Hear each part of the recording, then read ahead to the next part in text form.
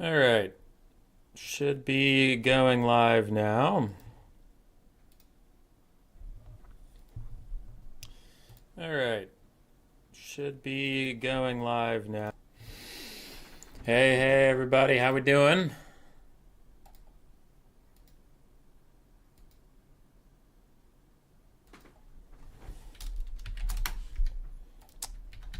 So today's tournament is a one build tournament, meaning everybody in here has one build. It's best of one all the way through. You just make a build from the very start, and that is what you use to fight all the way through. You have no idea what's coming up against you, so you generally want to make a pretty balanced build. I told everybody wait for me in quarterfinals, so we will watch all those because it is just like no pick and ban, no army build phase. They should be pretty fast. When we get to quarterfinals, we should rip through those pretty quickly. And I don't want the stream to be too short. So this first round, you'll just watch me fight Hanadins, and if I win or he wins, doesn't really matter.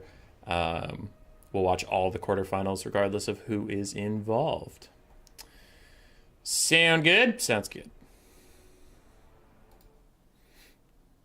Beep.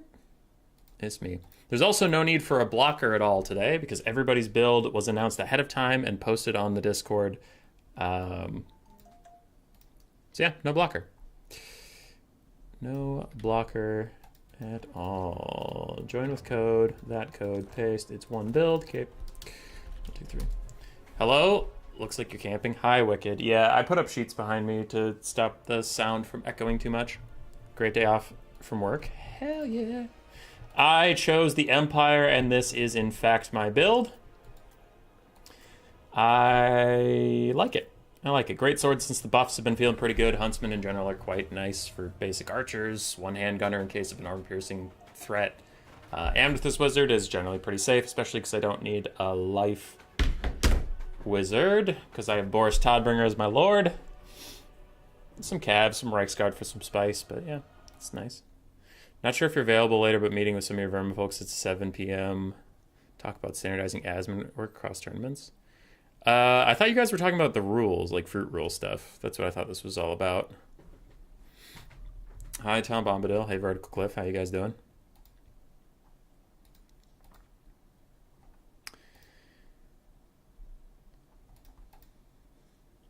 All right. It has been alerted to me that one of the builds is not fruit legal, but I honestly, looking at it, I thought it was. Because Vampire Coast, bombers, pistols, and handguns all count as the same unit, which gives you a max of 8. And Bjorn has 12. Wait, he has 11. No, he has 12.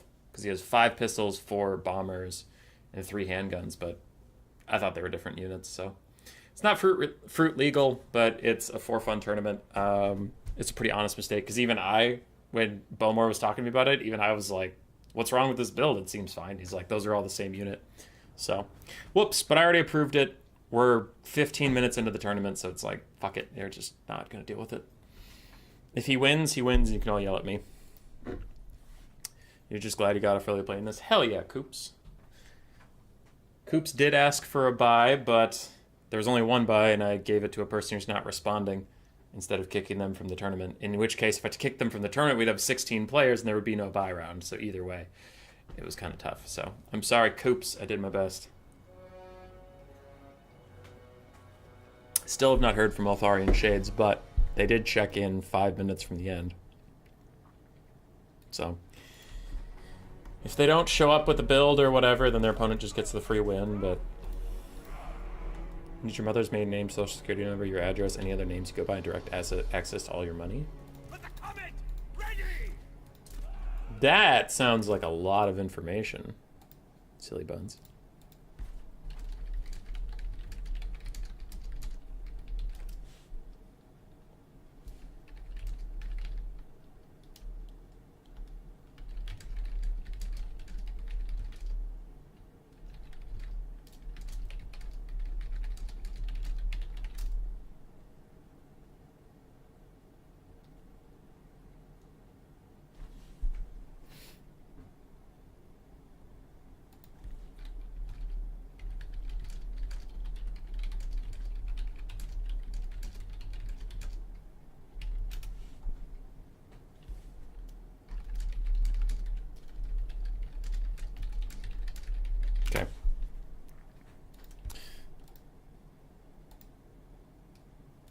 Alright. Sorry, people are messaging me about things. So, Handman's is Tzeentch. And I forget exactly what his build is, but it's like... It was something like 3 or 4 flamers, which is just wild. So, we're fighting mass flamers. I doubt it will go well, because I personally think flamers are a trash unit, but then... It's gonna just cut to me getting my ass kicked by all those flamers, and... Then I'm trash. Luckily, Boris Toddbringer is the type of lord I would want to bring into Tzeentch. He's generally good into any demonic faction. He is my go-to Empire Lord versus all demons. All demonons.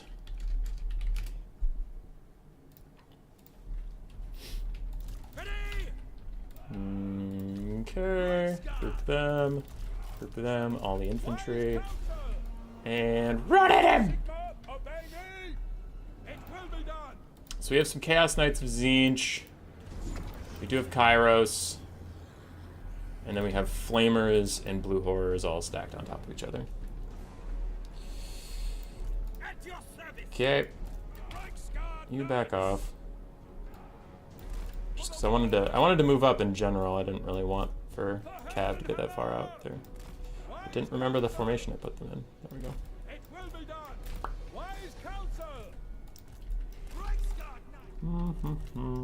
Yes, sir, quickly. At speed. Forest, go be annoying for a little bit. Huntsman, shoot the Flamers specifically. Handgunners, shoot Knights specifically. You guys go attack that. You move up here. You guys also go and be annoying. You guys also go and be annoying. Cav is gonna move up. Hey, Cav is gonna move up. I told you to go. Go, go, go! We have shit to do. Most of you go up there. Huntsmen are still shooting at that. That's fine. We're chasing down Kairos. This guy's being annoying. Boris is just gonna land. Okay. Let's charge ourselves some flamers.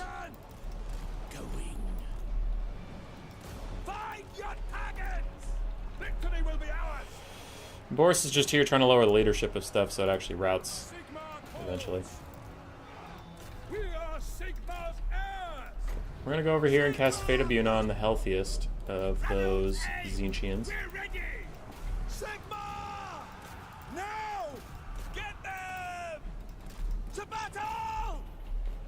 Wizard ready. We are doing less damage to the Flamers than I would have hoped, but it is what it is. To battle! Reichsguard Knights! For France! Charge! Sigmar Corps! Prepare for combat! Okay, you dodge around, you go do that. Great swords can deal with that, spearmen can go deal with that one. These spearmen need to come with me. These spearmen also need to come with me. You run away, there's a dog messing around with my leg right now, that's kind of annoying. Please don't do that, dog. But Boris is out here disintegrating some stuff. Handgunner's back. Don't have enough for a Spirit Leech just yet. Kairos is just going to take off, so Boris is just going to do other stuff for a little bit. I love how these Empire Knights, or whatever these are, yeah, these Empire Knights are just like literally following the Chaos Knights of Tzeentch as they streak into my army. No, they're not actually killing them. Because Cav problems.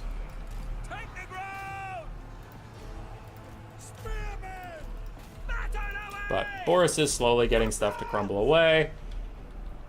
We are going to attrition them down. Slowly but surely, my lord. Oh, there's one of those firestorms of Tzeentch going on. Ow. That hurt my greatswords. Rather meaningfully. Okay, we got rid of all the pink horrors over here. Boris is gonna go make sure that those ones start shattering. And Huntsmen are gonna shoot those Cav on their way out. These Huntsmen are also gonna go shoot Cav on their way out. Boris got these guys a crumbling. Move in with all of our cav, and at this point we can just start to whittle them down with sheer force of numbers.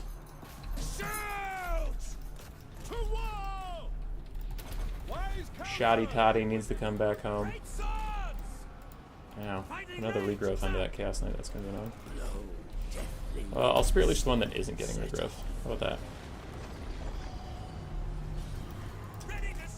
Okay, Cav. Go take those out. And then you.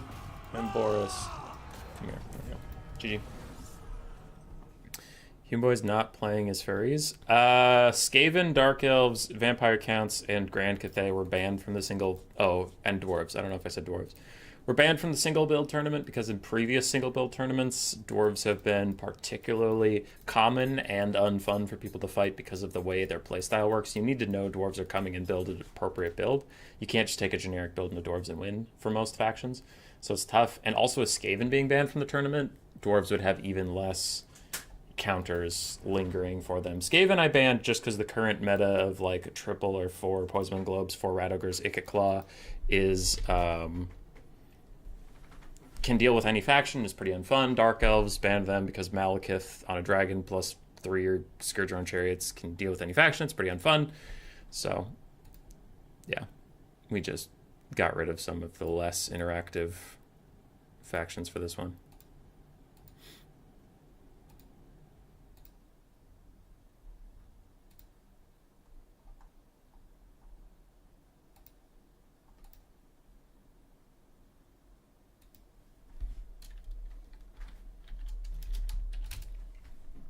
All right. So we do have Coops versus Caradoc ready to go. I'll hop in on that one. And Altharian Shades has still not gotten back to me on what his build is.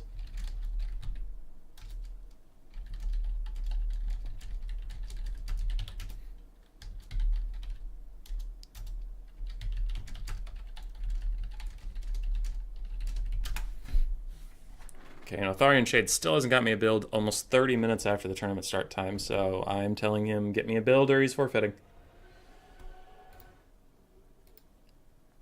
It's been too long. That sleeveless look plus the Empire gameplay is making me question my heterosexuality. Tzeentch to Empire. If Mr. Shades doesn't get back to me... Yes. Oh, if he doesn't get back, he has to take 19 Skaven Slaves and Tzeentch. True.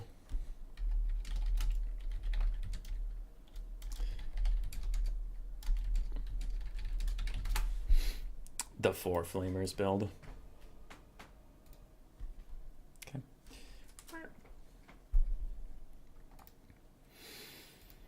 So Caradoc has a lobby. I will be joining it in a second. Again, there is no screen blocker needed because everybody had their build stated ahead of time.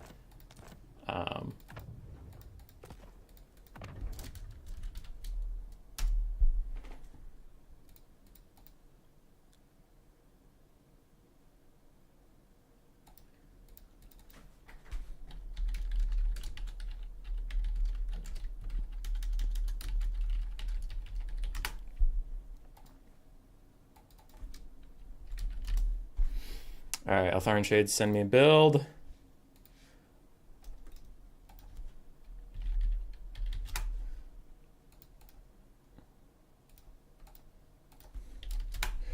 Shades got me a build.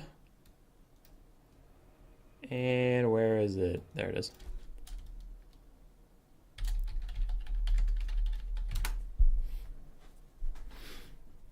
Lovely.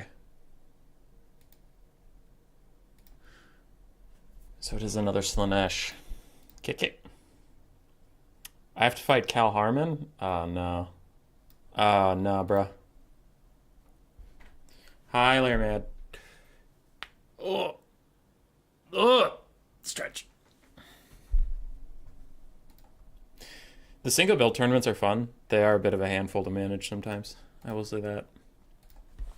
So Coops' Ogres build versus Caradoc's Khorne Not really full Minotaur rush, just 2 Minotaurs. So very actually quote-unquote generic Khorne build. I like it, I like it.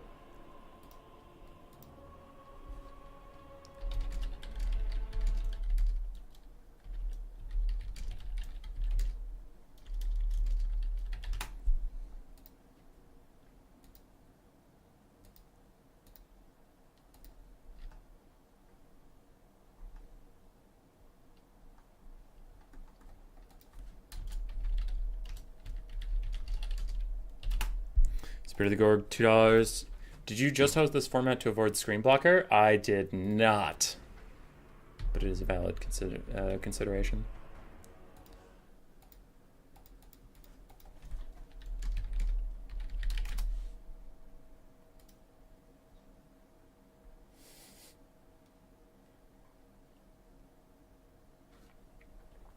All right, Bjorn's showing up.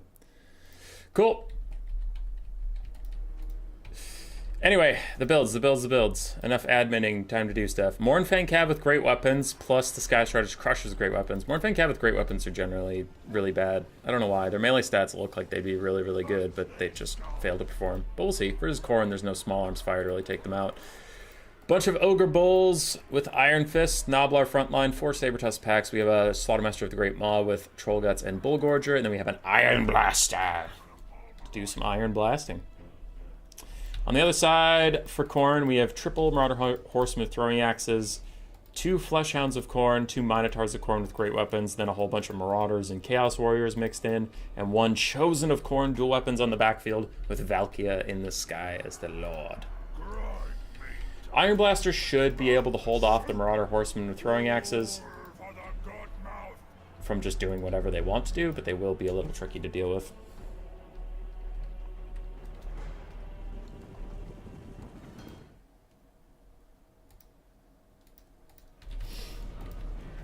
Throwing axes, firing off, but good dodge here from Coop. Sabertusk packs are going to get back home. And the Iron Blaster is trying to go for a bit of an angled shot onto the Marauder Horseman. Gets a decent little shot there. I love how he tried to angle it so it would go inwards, and then it just picks the rightmost target anyway and avoids all that. Human boy, hi. That's not me. Why are you me? That's silly. Hi, other human boy. Sabertusk packs are advancing. Ogres are in general advancing slowly. Iron Blaster taking another pot shot down the way. A really nice 2-for-1 hit over there. Meanwhile, Spear of Sleipnir from Valkia. Not a lot of great targets on the Ogre roster, so it is just going to nearly take out an entire Noblar, but it's Noblar, so who gives a shit. Sky Striders charging right into the Minotaurs of Khorne, and boy howdy, they're getting good damage down. Now, there are a lot of throwing axes coming back in to make their life a little miserable. They might need a Troll Guts here soon, or they're going to start losing models. Ooh, actually, a lot of those throwing axes friendly fired. I just saw the Minotaur's health spike down. The Iron Blaster's really keeping these skirmish cav honest. Meanwhile, the Ogres are moving up. They need to move up in a more unified fashion. They need to get in some of the fights here and really protect the Sky Striders, but it looks like a lot of micro is being focused on this blob fight. Sky Striders getting the Troll Guts we mentioned, and the Iron Blaster's still just going to shoot the skirmish cav if they opt to stand around here. Ogre Bulls charging the Marauders of Khorne. They should win that pretty significantly, and these Chaos Warriors are regular versions. They're not Halberd variants, because obviously the build was built for anybody, not specifically Ogres, so they aren't going to perform as well as you might be used to seeing Khorne perform.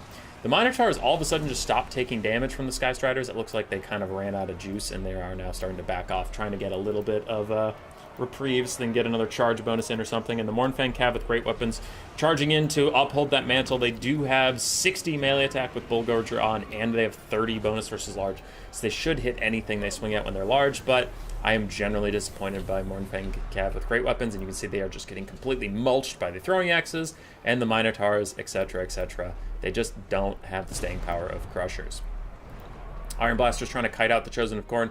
Meanwhile, on the bottom area here, the Ogres completely decimated anything that Khorne had, and they are now trying to move up that advantage over here. Meanwhile, Minotaurs are piling them inside. Balance of power is significantly in Khorne's favor. Damage value is still pretty close, but the balance of power is not very close. Sabertusk packs have been dominated by Minotaurs and Fleshhounds, so that is not great. And the Mournfang Cav with great weapons unfortunately just pushed off before they really got to do very much. Iron Blaster's trying to kite out the Chosen of Khorne, though does have some issues with firing at infantry that are engaged in melee combat. As you can see, it's contemplating its existence at the moment, and the Sky Striders are going to pile in, but it feels like Minotaurs of Khorne just don't take a lot of damage in melee after the first couple seconds.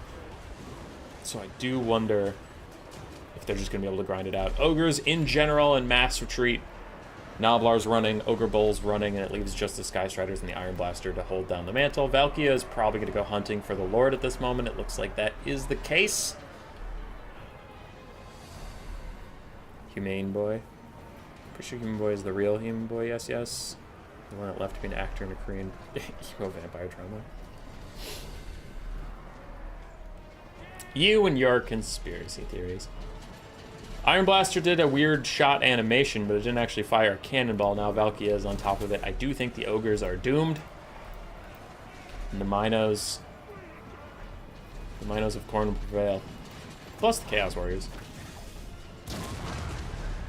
Iron Blaster fired at point-blank range at the Chosen, but I don't think there's enough stopping power left. Especially as the Iron Blaster takes like 2 more hits, probably going to get army losses, because a lot of that balance of power is considering all of its ammunition.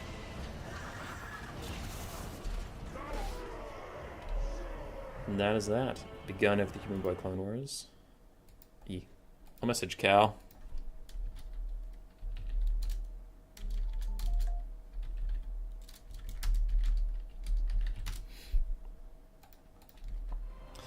The Marauder Horseman value will be very interesting. It's probably going to be high, because they just had great targets in the Mournfang Cav and the Crushers.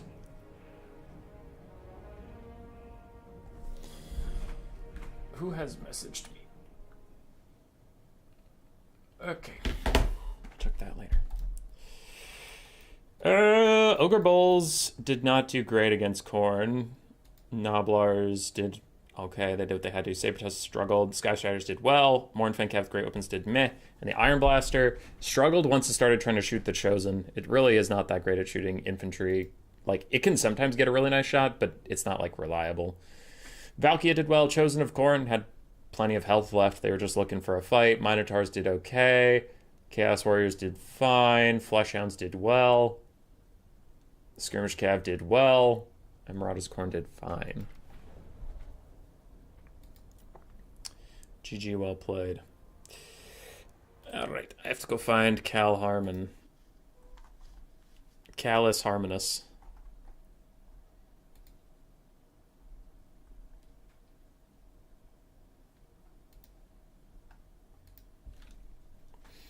I don't see something from him, so I am gonna host. Boop. What's the map? Pillar of Bone? Okay. Oh boy, Pillar of Bone.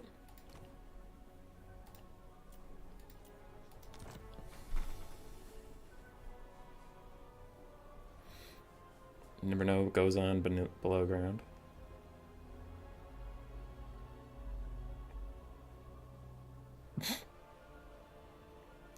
Jeremy, I don't know if that's how that works. Not super sure that's how that goes.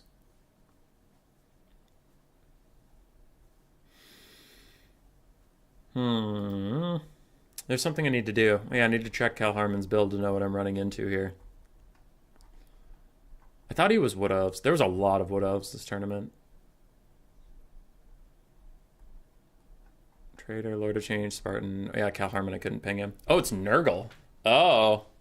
It's a Chaos Sorcerer, Lord of Nurgle, 2 Chaos Knights, Barons of the Bog, a Cultist, 4 Plague Bearers, 3 Dogs, and the Festering Stooges. Yeah, I can probably handle that, right? I can probably handle that. I think. We're having a serious discussion about the evolutionary history of Skaven slaves. Sure you are. Sure you are, buddy.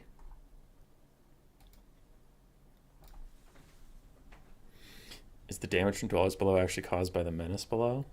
Are you saying that, like, life wizards just have the ability to summon Skaven slaves to claw at people through the dirt? Because that is very silly.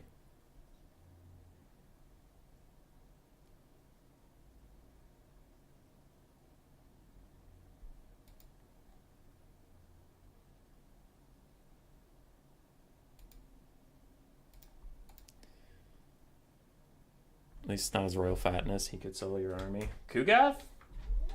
I don't know. I have handgunners. And huntsmen. And Boris motherfucking Toddbringer. Though you're right. I don't really have great tools. Unironically, the Hammer of the Witches is really good versus Kugath because Empire Cannon's problem is that they miss a lot, but they you literally can't miss Kugath. You can't.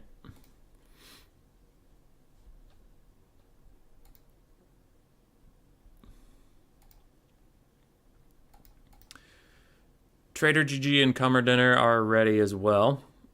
I'll give Cal another minute or two, but if he doesn't show up, I might pop up and see if these guys are ready. Cummer Dinner and Trader. And Bjorn and Cuden just got together now. Bjorn was being held up by a best of 3 elsewhere, but he's here now. See you. Yee. How long are you going to stream today? As long as it takes. By the way, how much is that cute cap on your head? This one? Wait, which one am I wearing? Hold on. Let me see the thing. Oh, that one. Grace got it for me on Etsy, I think. Probably $20.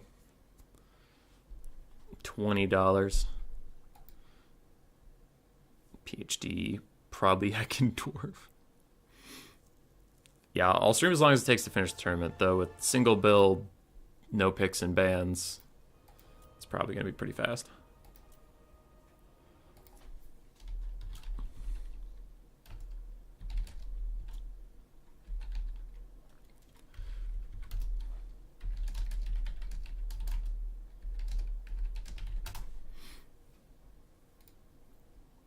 Firebark Elders are the hard counter to Volkmar and Torox. I don't know if that's true. Firebark Elders are the single greatest unit ever devised. I don't think that's true. I don't think any of that is true at all. Okay, Hazel. Thank you for that. Trader has graciously invited us to his game. Nothing makes me happier than watching 10 minutes of Volkmar slowly dying to fiery trees. Nothing makes you happier. We have another Ogre player, this time versus Commodinner's Empire. You get a surround on Torox with Volkmar or Firebark. It's a slow, painful death for them, yeah.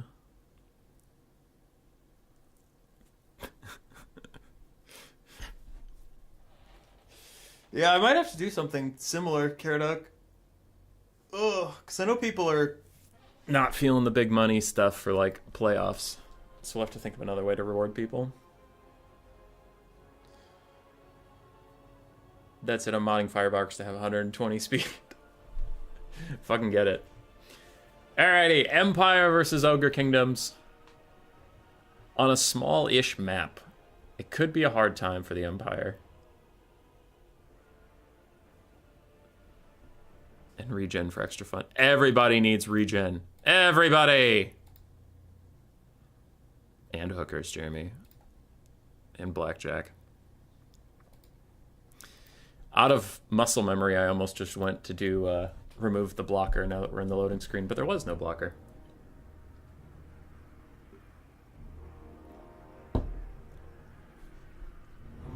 Just to make him run up to the enemy and die.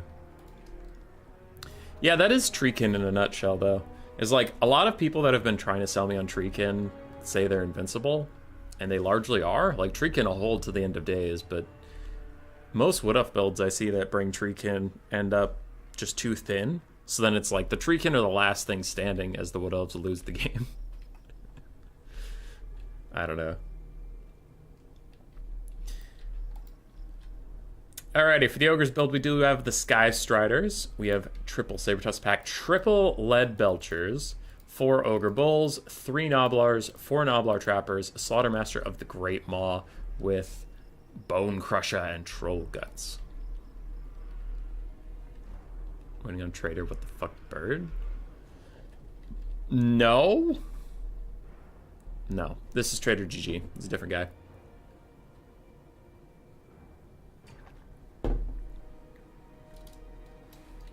Winner of the next Vermin League gets a muscle tee. Yeah. Those streams are weird. Those streams are very strange. Alright, on the side of Cumber Dinner, we do have double Huntsman. We have Sterling's Revenge, Free Company Militia ROR that gives them armor piercing. We have the Silver Bullets, Handgunners ROR that gives them magic damage and stock. We have double Reichsguard, double War Wagon, Karl motherfucking Franz. We have a Jade Wizard with Earthblood and Dwellers Below. And I think I mentioned the front line, but it is some Swordsman, Spearman mix. That front line is not going to hold very long. Ooh, but this isn't like full Rush Ogres. This is triple Leadbelcher Ogres. Never mind. I don't know how this front line's going to do. I don't know how anything's going to do. I'm a little scared. I think the Ogres probably have this based on the builds, but I'm not 100% confident.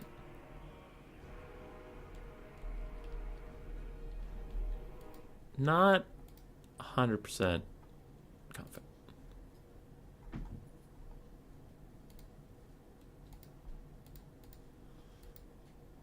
We'll see.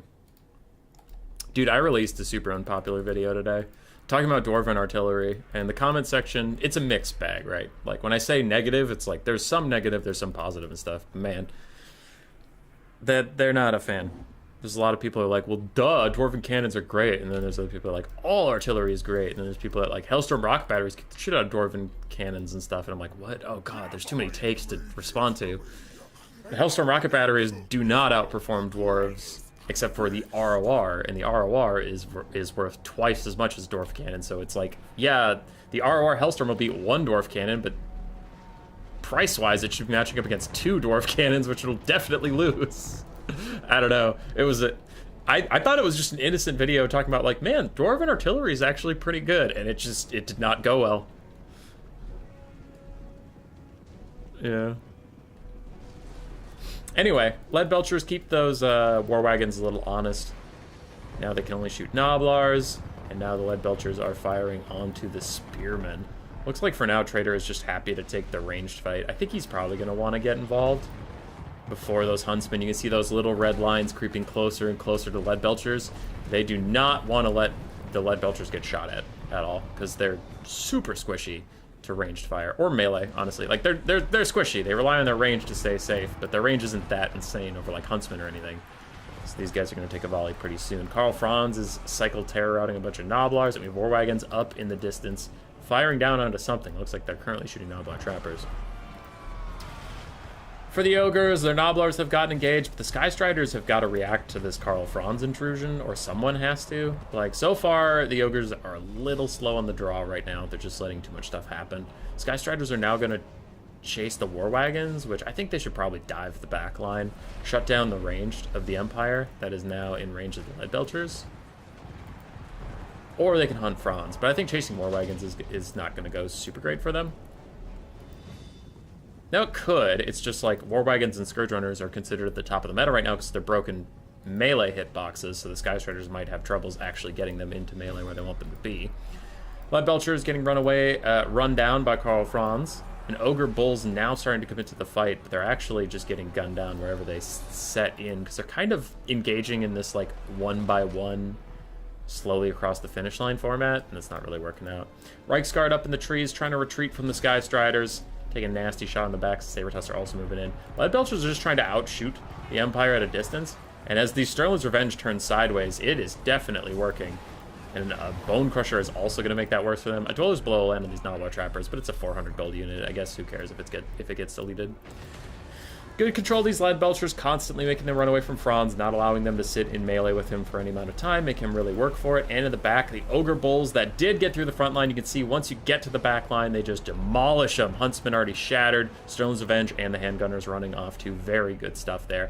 I would like to see that a little bit earlier from the Ogres, but yeah, once you get onto the back line, it is very, very easy to take out those ranged assets. War Wagons rolling dirty away from those Saber-Tusks. They're generally not concerned, but it looks like a slaughter match. The Great Maw is going to try and pen them in, and these Reichsguard get rear charged by Skystriders, which will be a quick doom for themselves. Leadbelcher is still trying to kite away from Karl Franz. Whichever one isn't under attack by him immediately needs to turn and fire. And it looks like they are firing onto the war wagons, getting insanely good damage at such a close range, and being a ranged projectile, not having to deal with the broken hitboxes is good for them. Sky Striders tried to catch these other war wagons. It looks like they were a little slow on the draw, but they are now running away, so they should be okay, but I've never actually seen them interact with ogre models, so maybe the ogres are big enough to actually reach the middle of the model and hit it. Who knows? Things are looking tough here for the Empire. Now, Franz has done really good work on the backline, for sure, but the ogres also did well on the Empire's backline, so there's a lot of that stuff going on. Now, yep, there we go. We're seeing a little bit more of what I was talking about the war wagons. They've taken very little damage, and they're trading way up into the Sky Striders, but they do need to keep moving, because if they actually get locked down, they might start taking real damage. A Butcher is cast. Fully charged Ogre Army passive onto the Sky Striders will keep their models up, which is very good. And Karl Franz currently taking some damage from the Leadbelchers, but he's getting more than his money's worth out of the Ogres. Finally, the war wagons are caught and shut down. Killed off by the Sky Striders. And now it looks like the Empire's in mass exodus. We are down to just half health Karl Franz, some very wounded Reichsguard, a Life Wizard, and that's about it. For the Ogres, we have a almost full HP Sky Strider, Healthy Lord, and some rallying remnants, but I have more than enough faith in the Sky Striders at this point, considering what's on the battlefield. They fear nothing. They will take any fight and win it at this moment, so I think that might be it. Leadbelcher is trying to finish off these war wagons, shooting above them for a lot of that volley, but the later shots start to actually ring home a little bit, and Reichsguard are trying to just reroute all these ogre units. It looks like they will be able to do that, so that'll be a nice little victory for the Empire on the backfield, but I just don't think it's going to be enough as Sabertooth packs are surrounding Franz. And Franz is only 38 melee defense, is not going to keep him healthy here. These guys do have 38 melee attacks, so it is 1-for-1. Overcasted Earthblood trying to keep Franz alive, but the Jade Wizard is also in trouble, surrounded by Sabertooth packs, and here come the Sky Striders! Franz is trying to path out of here with Foe Seeker active, and it looks like he actually will get back into the sky before the Sky Striders really do anything. Oh, they're trying to charge the Reichsguard. They don't even give a shit. They don't care about Franz. Leadbelchers are back. Bounce power swings a little bit better for the Empire for just a hot second, but I really don't think it's going to matter too much in the long run. Reichsguard get a rear charge onto the Sabertooth pack. I wonder what the Slaughtermaster Great Maw is going to do with the rest of his magic. Bone Crusher here wouldn't be too bad, but it could be dodged. Might just save it for Troll Guts. It's a little bit more guaranteed value. That's a Grudge, and what up, Black Knight? Only hot takes and clickbait from now on? Yeah. Hey, let's go! Bone Crusher, and it did hit. Cool. Alright, I called something for once. Rats need to be buffed if they want to survive. The bow, you are jacked, not something I would expect from a Warhammer player. Oh, thanks. I do work out 5 days a week, so... Yeah. Army losses does hit. The Ogres will be advancing. One of my admins, Coop, said Ogres might be strong in a single build tournament. He might be onto something here. You might be right. They put up a good showing versus Khorne. Took down El Impero. GG. Alright, let's go see if we can find Bowmore. Bjorn and Bowmore ready? Or should I try to find Cal?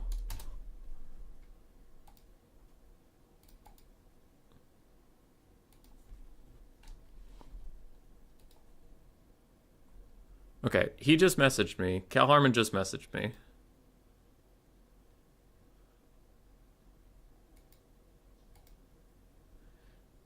Remember that one time I called the Bone Crusher cast? Don't you forget it. That I always have to live moment to moment from when I'm right. I love being right. It's rare. Should try to find Cal. Okay, these guys, I don't know where they're at just yet.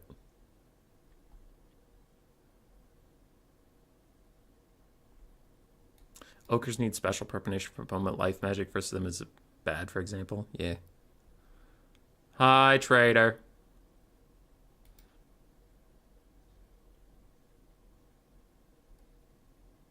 Okay. Bomar and Bjorn are ignoring me.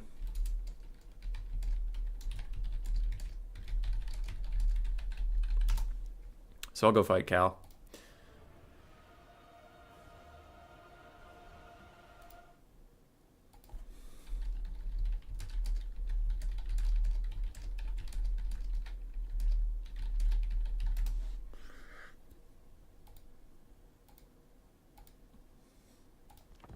All right, Nurgle Empire. Let's go. Let's go. It's not Kugoth Plaguefather, so this should be an easy victory. And if I lose, I am retiring from Total War Warhammer. I am not ever going to stream or play this game again because it sucks and I hate it.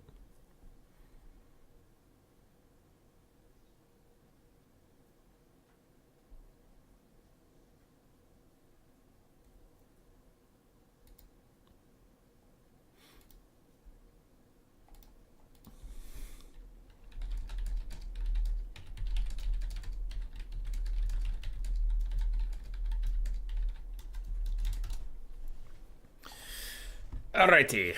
Is this the last? What do we have? We have Ogres, Khorne in the semifinals. Wood Elves VP over there, and then for us, we have Nurgle and Empire. Okay, so there's no repeat factions left. So anybody that gets knocked out at this point is the last of that faction.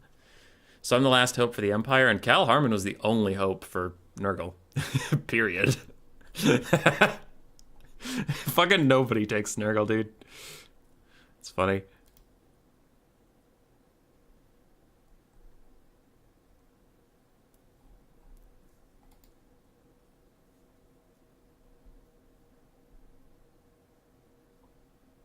There's a big conversation happening about the future of adminning tournaments, and I just want to cast good games. That's all I want to do.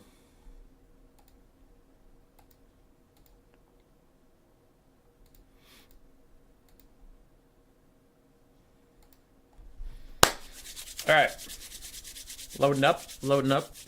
ODM's Cal Harmon. Literally the best player in the entire world. No, he is quite good, though.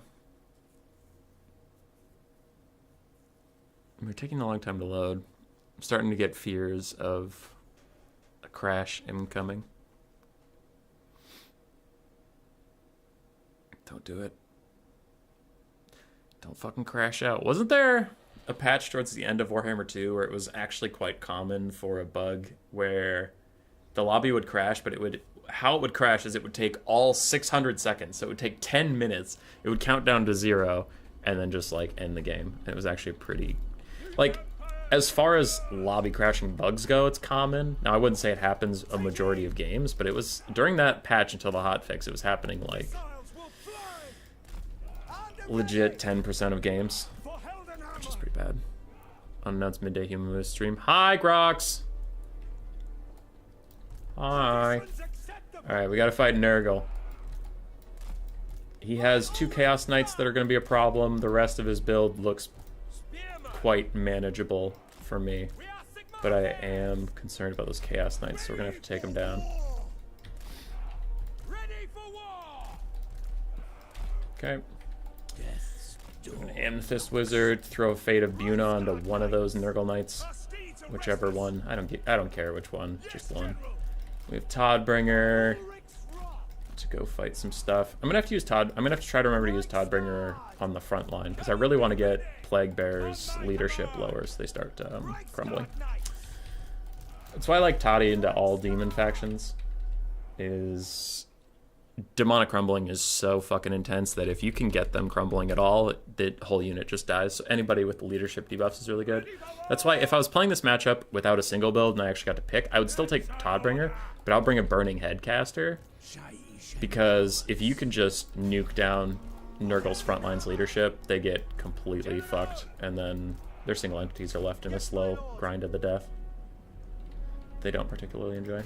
Okay, I'm gonna send my Cav after those dogs because I want to get into rear charge position against Nurgle. I don't really want to fight him straight up. Those huntsmen just fired way out of range, but okay.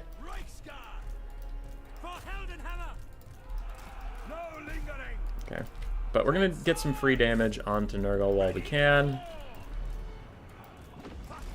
I was already dodging that when it started. Okay, we'll see if we can get some freebies over there. If these dogs want to run away from my knights, I am more than happy to let them do that. I'm gonna send these guys over here. Gonna back up my cav a little bit. I can only back up so far though because my huntsmen are right here. I can't exactly leave them to their death. But there we go.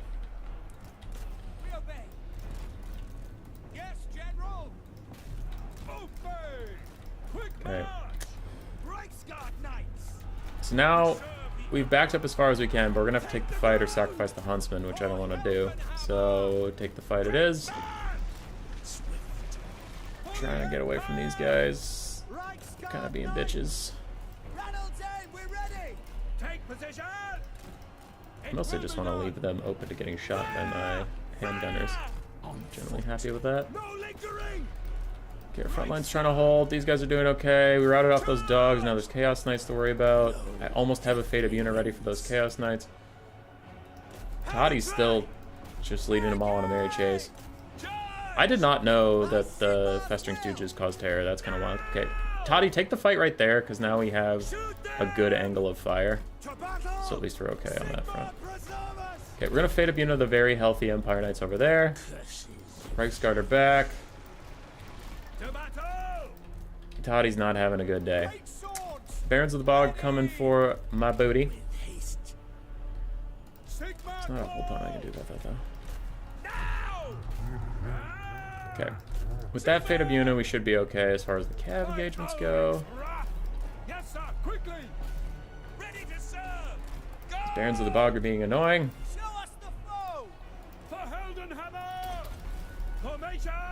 And Toddy needs a breather for a hot second. So let's go over here, I guess. No, let's charge these dogs. Let's route these dogs. Protect my huntsman a little bit.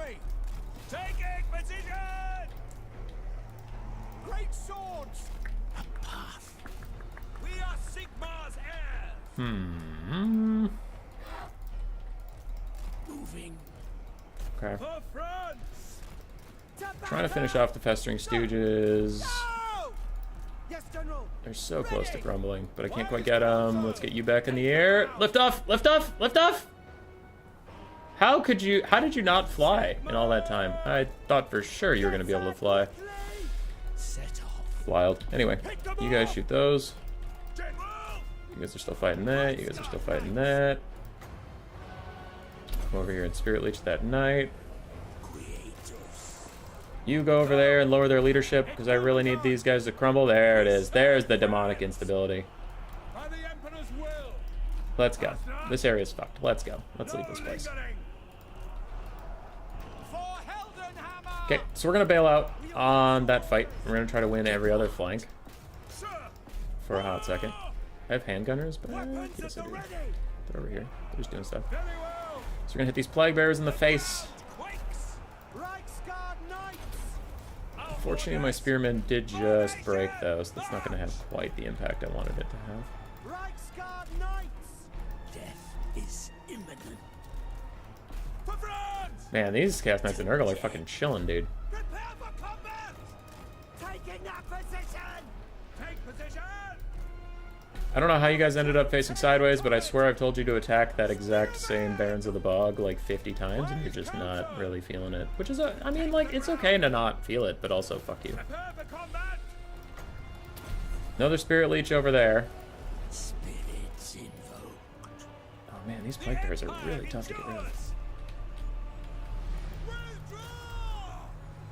But with a Spirit Leech and a Toddbringer charge, we should be able to rout these knights soon, right? I think.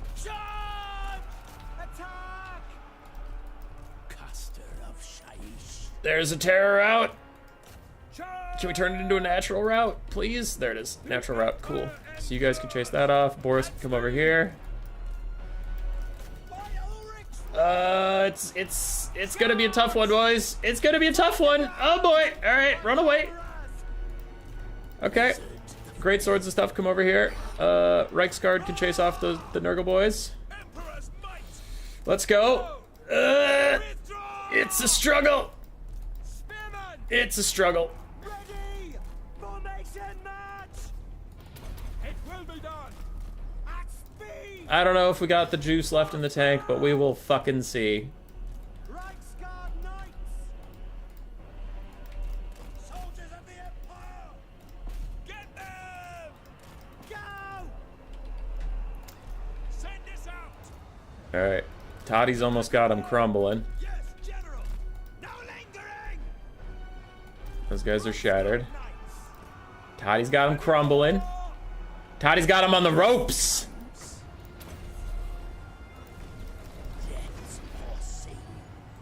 Battle away! Moving now! Go! Okay. Okay. Spearmen! We're bringing it back. We're doing our best. No lingering! Quick march! Reiksguard Knights! We serve the Emperor! Taking position! Okay. Fire and You guys get a charge in here. Oh, we got some great swords back. Let's go. Our steeds are restless! Was that the Barons of the Bog? It was not. Fuck. I thought it was the Barons of the Bog. That would have been nice. Yes, sir! Quickly! Get in there! No, my knights! No, they're all getting fucked. Quick march! Ah, shit. Okay, great swords are chasing around dogs. We got a banger. We got ourselves a banger on our hands. I'm gonna Spirit Leech down the Barons of the Bog because they're so low. I can maybe get their leadership to spike down enough that I can rout them. Well, by route I mean get them to start doing that crumbling thing that we have talked about. I feel like we've covered it ad nauseum at this point. So you all know what it is. Yes, sir! Quick! Toddy's in here. Oh fuck, they got healing. Those bitches. Withdraw! For France! Alright, Toddy's out. Their leadership is so low though, dude. I feel like I can almost get that Chaos Lord. Wasn't that... I feel like that did more damage to his guys than mine. Okay, he's using his dogs to just lure my greatswords out, so I'm not gonna entertain this anymore. Formation march! Everything's routing! Yeah! Yeah! Withdraw! Okay. Take the fight. You guys come here. Come help me out. Come help me out. Lingering! The Heldenhammer! Toddy! You gotta land a shot, buddy! Oh my god, all my Empire Knights keep breaking before they even get back into the fight. Actually, those are Reiksguard that are breaking? We trust you fuckers to defend the Emperor? My ass, you defend the Emperor. You ain't defending shit. You're pathetic. Wee, Empire Knights! Ah! On here!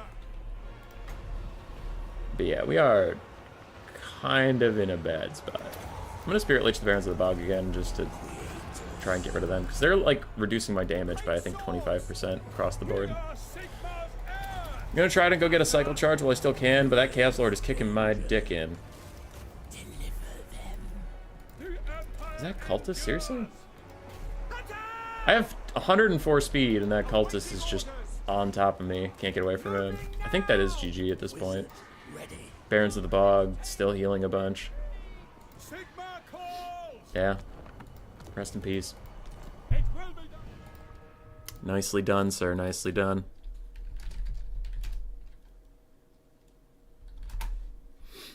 That was a good game. That was a good game. Toddy did fine. Reiksguard and Empire Knights did fine.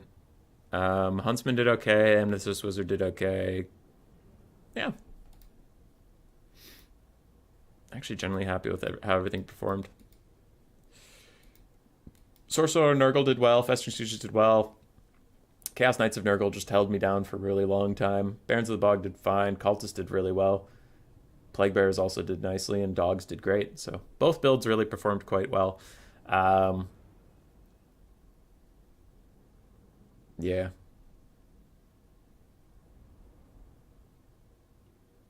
I think if I knew I was fighting Nurgle, I'd have a slightly different build, but I don't think this was a bad build versus Nurgle. Sometimes just get outplayed and outsmarted. Looks like I joined at the right time to see Human Boy get disqualified. It is true. All right, Bowmore advanced over Bjorn, and they didn't wait for me.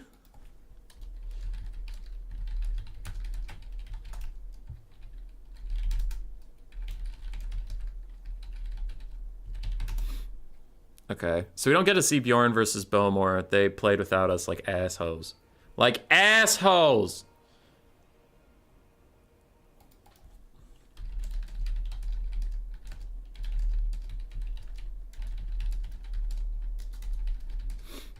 So we have 2 semifinals. While we figure that shit out, here is where we're at. So Cal Harmon will go fight Caradoc. And Trader GG and Bowmore here. So we have Ogres versus Wood Elves and Nurgle versus Khorne.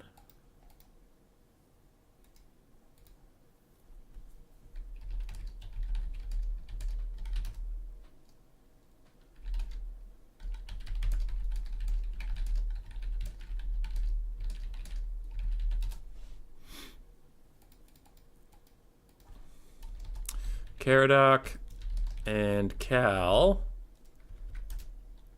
feel free to set up a lobby. We will be with you after top bracket. BO1. If Bowmore sends me the replay, I'll cast the game because it was a quarterfinal. It deserves to be cast, but I'm not going to make all 4 of these players wait for me while I cast a replay. If we can move on, we just will.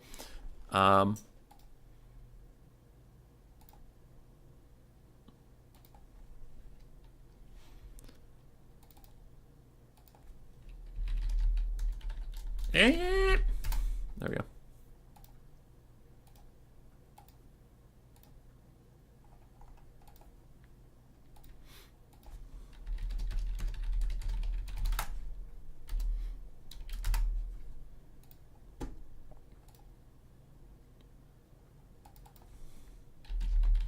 The other had a lobby. They do. Okay. Which lobby is it? Because I thought it would be Trader GG, but it looks like it's not. Code is in the Discord. Oh, yeah, they do. Okay, yeah, duh. Stupid. They already gave me the code. Rat Boy, single build, spectate, 1, 2, 3. Perfect. All right, let's go. 3 games left. Wait, 4 games left for the day.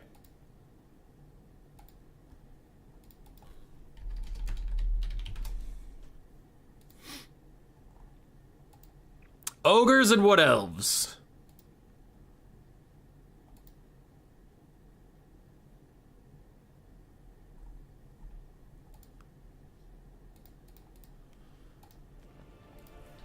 Who will withstand the test of time? Didn't Wood Elves win Turin's faction war? So clearly they're the best faction. They're fucking OP, dude. Oh. Low-key, maybe Nurgle is actually decent in one build since counter's getting shot to death by an unusual amount of missiles. Yeah.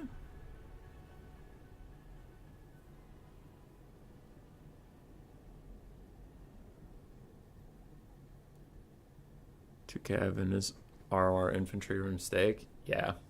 Caradoc, you're probably right. I was hoping to take him down much quicker, but yeah, that was probably a misplay.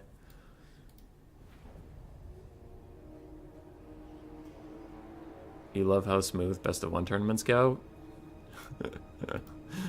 Oh, cute. I'm trying. Tomorrow we have Cool Umbrellas, Friday Night Fights. The day after that we have ODM's community tournament, hosted by Hanadans. So there will be more standardized land battle action to come. We were just trying to do something a little silly, a little fun for the midweek tournaments. I have been quite busy at work. I have been very busy with running around doing board game conventions, trying to sell my board game things, so I haven't been streaming as much. So this week when I was back, I thought I would do some more stuff. All right. We have not seen this Wood Elf build today at all. We have seen Trader before. Trader brought 2 Sabertusk packs. I thought he had 3. That 3 total. We have 1 Sky Striders, 4 Ogre Bulls, 4 Gnoblar Trappers, 3 basic Gnoblars, and 3 Lead Belchers. We also have a Slaughtermaster of the Great Wild, Bone Crusher, and Troll Guts. Yes, yes. On the other side, for the Wood Elves, we do have a front line of Eternal Guard with Spears, a secondary line of Glade Guard, some of which have Hagbane tips, some of which don't. We have 1 War Dancer. We have 1 Deepwood Scout, the Wild Hunters of Kurnos ROR, Wild Riders, and then 1 Great Stag Knight, 3 Glade Riders, and a Spellweaver of Dark Magic with Soul Stealer as our only real spell. Okay. Cool, cool.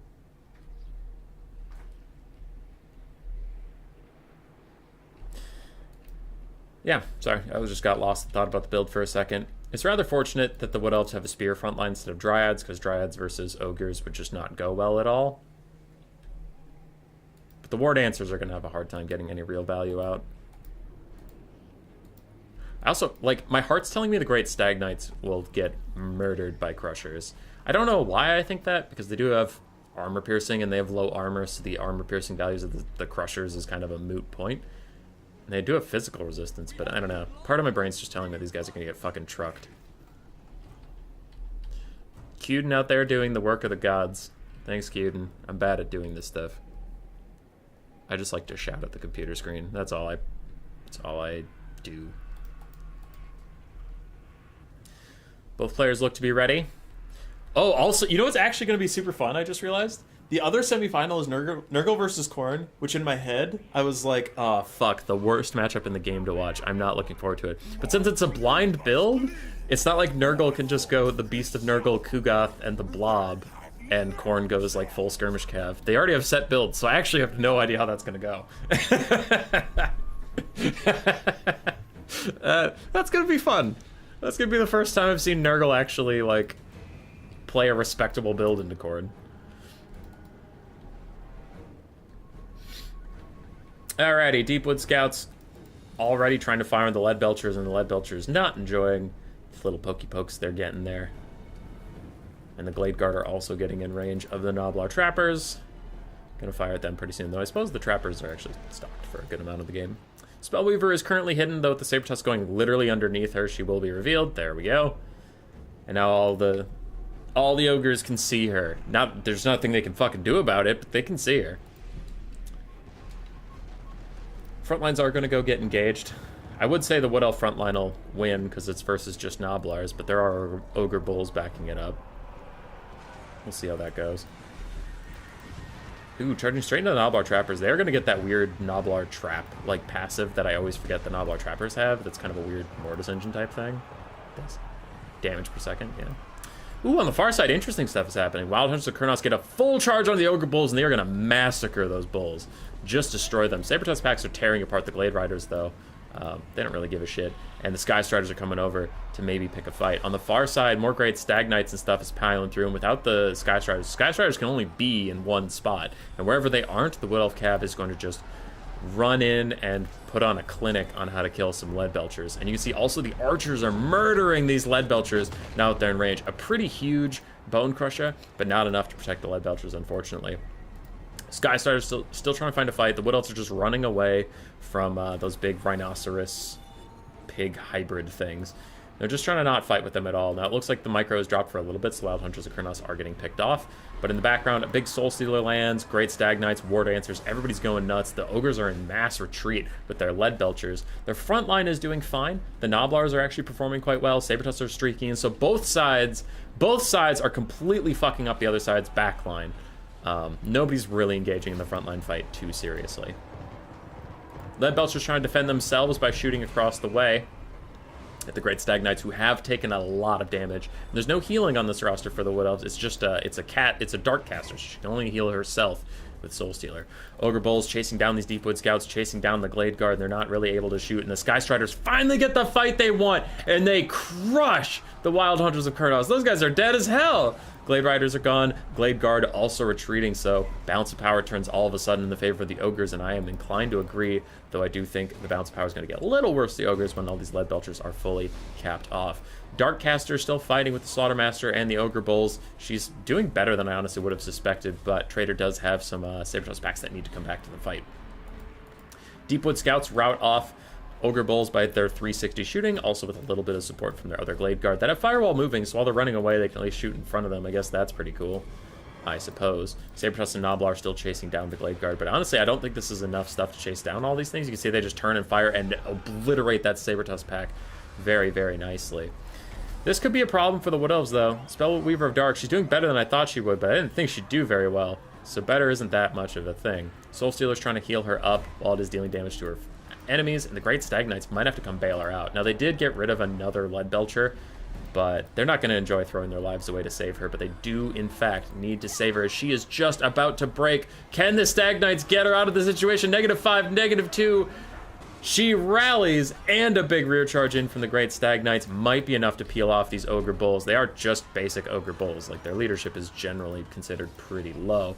But a friendly fire Bone Crusher coming in. Saber-Tooth packs immediately nope out of there, and it does decent damage to the Great Stagnites. But the caster is able to run away, get back up in the sky of her own volition. Now, the balance of power is very, very, very bad for the Wood Elves. I think it needs to calm the fuck down for a second. We still have 3 archers who have a good amount of models and ammunition. The caster can Soul Stealer her way back up to health. I think if we army lost now, that would be too soon for sure. But I do think the Ogres are quite advantaged. I just think army losses needs to slow its fucking roll a little bit. Big Soul Stealer is going to hit 3 units and heal up the caster. That will hopefully keep army losses at bay, because I would hate for this game to end prematurely. I think it is set up to be a good one. What if both players call it at the same time? What are you talking about? Oh, you're talking about a different tournament format. Okay, I'm going to focus on this for now.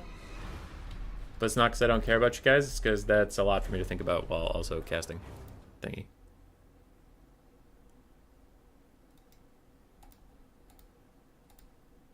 Okay. Sorry, somebody messaged me, making sure it wasn't about this immediate game.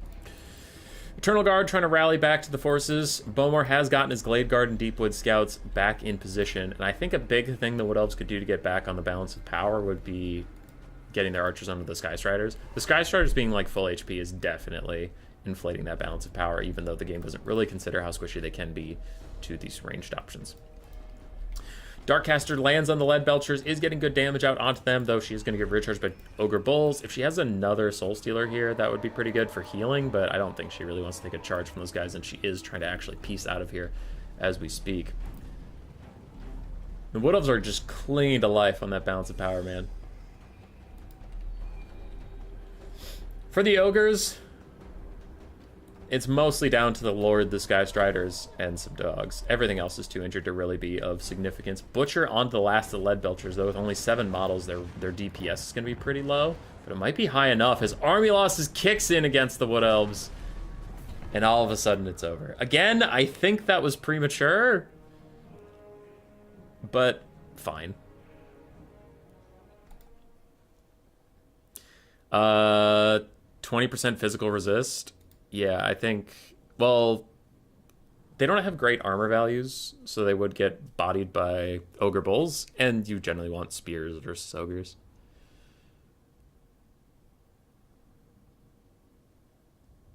Alright, Keaton, that's fair. That's fair, buddy. Noblar Trappers getting actually really good damage value. Saber-Tooth packs also doing quite nicely. Ogre Bulls doing great. Leadbelchers struggling, and Sky Striders did just fine, so for Trader, that was good. Darkcaster did all right. Great Stagnites did excellently. Wild Huntress Kurnos actually didn't get as much value as I would have thought, but they did get caught by the Sky Striders right away. Excuse me. Glade Guard did okay. Deepwood Scouts were doing fine. Eternal Guard got... oof. They got wrecked. Rest in peace, Eternal Guard. So GG. Caradox lobby is next. We have Cal Harmon versus Caradoc. There is a code. I just need to join it. Okay.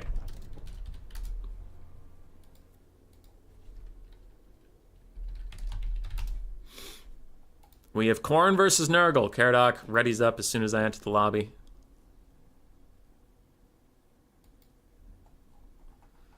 Boom, boom.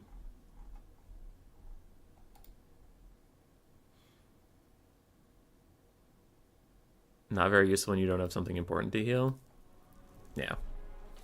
For sure, Soul Stealer's not as effective on an Eagle caster as it is versus a large Dragon Lord. Ugh!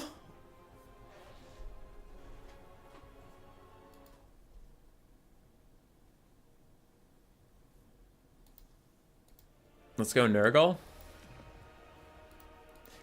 It would be, like, honestly, it would be nice to see Nurgle do well without a super degenerate build, which this is not a super degenerate build. Like, anybody who's played against a good amount of Nurgle knows what a fucking degenerate build is, and this is honorable. This is fucking questing knight level of honor from Nurgle. And I mean, Caradox build is also pretty nice. As far as like single build tournaments, you can kind of, there's two ways to think about it. You can either go with a build that can take on anything, or you can just lean super hard in one direction and hope that your opponent doesn't have whatever to deal with it. And Caradox is also quite balanced. 2 Minotaurs, some Chaos Warriors, some Marauders, some Skirmish Cavs, some Dogs, a Chosen of Khorne, and Valkia. That's solid. It's all around good.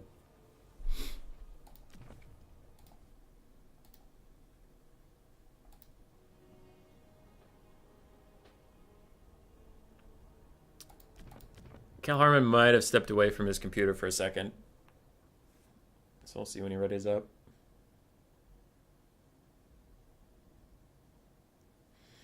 Now is the time. See, when there's a blocker, I have to hem and haw and say, the players are thinking about their builds, when actually, like, I can say this now because in the moment when it's happening, I don't want to say these things because I don't want to make the players feel bad. But there are times when in a normal tournament where people are working on their builds where I'm sitting there with the blocker up, and I don't want to shame anybody, but like if it's a Dark Elf build, Bleak Swords and Dread Spears cost the exact same amount of money. And it'll be like the Dark Elf player will sit there for like 3 minutes. Bleak Sword, Dread Spear. Bleak Sword, Dread Spear. And I'm like, just pick one! Just pick one and hit start! It's so infuriating, man.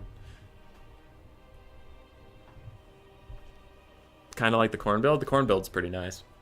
Yeah. I like both these builds, honestly. They're both fun.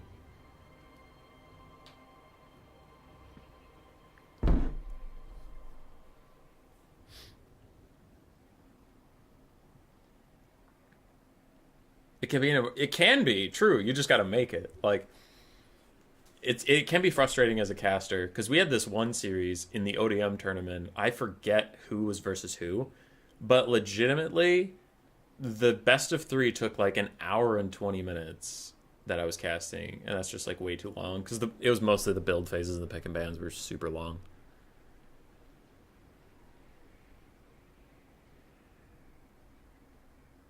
Maybe. What up, Bowmore?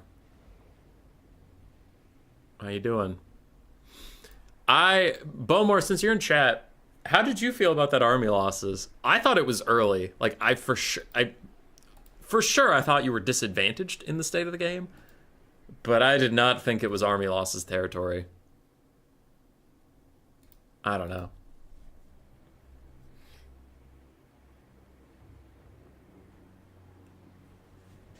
You were up against it. Like, Lenorm has been the biggest advocate of this, but, I mean, everybody's talked about it. Like, army losses is just really trigger happy in Warhammer 3. Really trigger happy.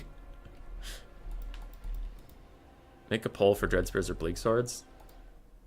No!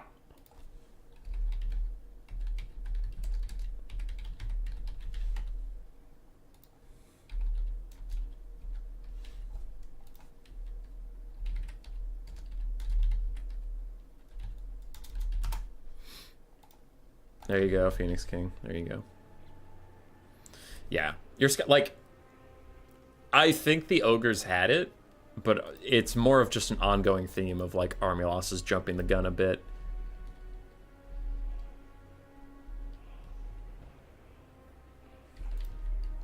Anyway, we've seen both these builds on stream before, but a quick refresher of them. We do have Chosen of Khorne with dual weapons, then a frontline of Chaos Warriors and Marauders of Khorne mixed. We have 2 Minotaurs of Khorne with great weapons. We have 2 Fleshhounds of Khorne, triple Throwing Axe Cav, and Valkia the Bloody up in the sky. You don't get more time to think about your votes. On the other side, for Cal Harmon, we have 4 Plague Bearers of Nurgle. We have the Festering Stooges, Exalted Plague Bearers, ROR. The Barons of the Bog, Pox Rider, ROR.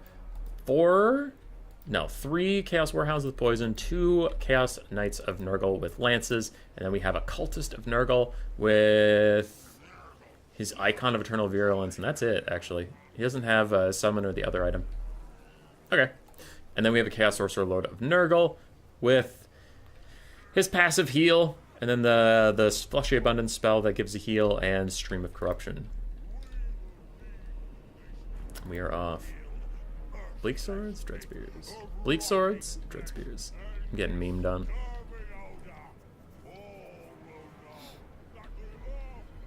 Getting memed on. Also, the Nurgle guy was doing a whole speech, and I didn't hear any of it because he was just kind of slurping. Nurgle is advancing into the Cold Maw of Death. Meanwhile, Khorne is going to use their Throwing Axe Cav to every effect they can before the melee fight happens. It's a cold day in hell when Khorne wants to delay the melee fight, but that is the state of things. Yeah. That is unfortunately the state of things. It was really funny yesterday in the finals of the No More Heroes tournament. We had a Slaanesh versus Slaanesh finals, and it was actually maybe the longest game. That or the Dark Elf. So both of the finals games were the longest games of the stream, and it's like Slaanesh versus Slaanesh, 2 rush factions, right? Nah, they're just gonna kite. Anyway, Fleshhounds get some a little bit of damage on the Chaos Warhounds of Poison, but the charge from Knights is actually going to even up the damage value pretty significantly. These other Fleshhounds fighting Double Dogs and Chaos Knights is not going to go their way. The Fleshhounds are 750? They're 750 or 650 gold, so it's not like a negligible unit if it does get yeeted. Bleak Swords, Hagbane tips, yeah. Chaos Warhounds are going to charge, but the Marauder Horsemen of Khorne are pretty insane melee combatants, so the dogs will lose that quite handedly, though Cal Harmon is mostly just using them to harass and keep his opponent honest, rather than just letting the Throwing Axe Cav do whatever they want to him. Minotaurs think about getting involved, and now they're trying to walk away, but they are having a tough time, as I was, getting away from this Cultist and Chaos Sorcerer Lord of Nurgle. Instead, they just have to opt into the fight, but now they're stuck fighting with no infantry support, and I do think that Caradoc is going to move up as quickly as possible and try and support them, but that, yeah, they got stuck and then couldn't get away from the Horse Lords and the poison and all that stuff. And oh, the Cultist Nurgle is armor sundering. I forgot that. So these Minotaurs are only at 40 armor right now, taking a lot of damage. Valkia gets off a really good spear that hits 2 different Plague Bearer units, so that's quite nice. But the Fleshhounds on one side are actually finished off, and the dogs do manage to hold the Marauder Horsemen of Khorne for just a second, and then they break, but the Chaos Knights are here to maybe get a good charge in, though it looks like they're kind of doing that rubber band thing a bit, where they just, like, hit something and then bounce off for a little while.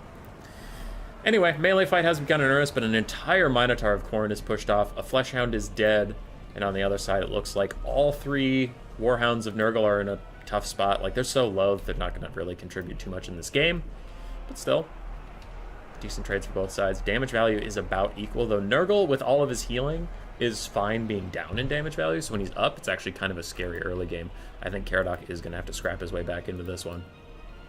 Chaos Knights chasing down Fleshhounds, but they're not going to be able to catch him, so I think that might be a little bit of a bait from the Khorne player, just trying to keep those Chaos Knights occupied. More Marauders are pushed down, but the Chosen of Khorne joining into the fight, and the Barons of the Bog taking that damage, and the damage from the Marauder Horsemen is really not going great for them. Nice Demon Shield charge in from Valkia. She's going to get what hits off she can while she's invincible, and then try and walk away. We'll see if she's able to do that. I think the Festering Stooges are going to want to stay the fuck away from the Chosen of Khorne with dual weapons. Those guys will absolutely run a shop on our poor Plague Bearer friends. Dogs routed off and shattered yet again. More dogs chasing down Fleshhounds, supported by Chaos Knights, but I'm scared of that Chaos Knight being so far from the battle since it's such an expensive piece. We'll see if it comes in later in the game. Marauders fighting Plague Bearers. You'd think Plague Bearers would win that, so it looks like Nurgle's doing fine overall. Barons of the Bog taking a lot of damage, but with Fecundity popped and an overcasted Fleshy Abundance coming into, they are just trying to heal through it, just trying to take the damage and hang on for a little bit longer. And I don't know if it is going to work. We will see. And Valkia gets out of there taking decent damage, but she will be okay. These Chaos Knights are still here. They're all kind of blobbing around Valkia. That must have been what they were doing, but they do need to get out and about. They need to keep these Throwing Axe Cav pressured a little bit. The crumbling has started coming in from the Barons of the Bog. They're having a hard time rallying, and they are going to finish themselves off, unfortunately. Fleshhounds are killed in the distance, and now all these mobile elements for Nurgle can come back into the fight. It's just going to be tough for them. Valkia did not manage to get back up in the sky, and she's now kind of suffering the same fate Boris did. She's just having a really hard time getting out of here. Another Spear of Sleipnir is going to hit the Festering Stooges and these Plague Bears, and another Plague Bear. It tickles them a little bit. Good stuff there from Khorne, but return Stream of Corruption, hitting both Skirmish Cav and a little bit of the Chosen of Khorne, but not too bad there. Minos hitting up the Chaos Knights with Lances, and when that starts happening, Cal Harmon decides to let it go. Let it go. Shine like the break of dawn, or whatever the fuck the song says. We got a close one. I think these Chosen of Khorne are going to have a field day, though. If they can finally get into the infantry. Because they fought the Barons of the Bog for a while, but they don't want that. They want to hit the Festering Stooges. They want to hit these Plague Bears. Chaos Knights getting another charge in onto the back of these Minos. Should break off the super wounded one, but this half-health one has plenty of leadership left, so they're just fine. I think Nurgle's looking like they're in a good spot. Valkia's taken a lot of damage since we checked in on her. Now, to be fair, the Marauders are doing better on the Plague Bears than I would have thought. Another Stream of Corruption hits the Chosen of Khorne. It is 100% armor piercing, so it will do good damage to them, even with their, like, 20% spell resist, or is it 15? Yeah, it's only 15. This point, with the second Minotaur being pushed off yet again, I start to wonder what will kill the Chaos Knights of Khorne. Of Nurgle. Skirmish Cav have decent ammunition left. Maybe they could do it? Maybe. Don't know. Festering Stooges and Plague Bearers trying to do their best against these Chosen. See how it goes. There is no Mortis Engine effect here or anything, so they should be okay. Nurgle is starting to win the front line. He's starting to win the hearts and minds of the balance of power. Damage value is exactly equal, but Nurgle's throwing out a lot of heals, which actually means there's a lot more of them left. Another big Stream of Corruption hitting these Chosen of Khorne.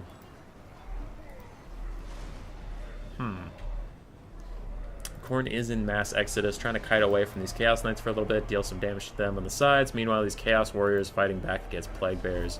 At least they're not fighting a war on two fronts, but they do need to turn around and deal with that threat. Chosen of Khorne really close to breaking. And these guys cause terror. Oh, they're going to terror out. Yeah, they're going to terror out for sure. There they go. And terror routing, they're not fighting back. It'll lower their leadership even further, and they're probably going to naturally rout. And without the Chosen of Khorne grinding through all of those Plague Bears and such, it's probably going to be GG. Probably, and Nurgle is going to go to the finals. 10 melee defense or 10 melee attack and 2 weapon strength. Oh, you're talking about the Bleak Swords versus Dread Spears again. I hate you guys.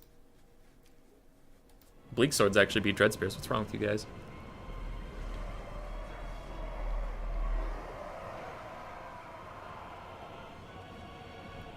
Yeah, Black Knight. We actually had crazy viewership last night. That was kind of wild.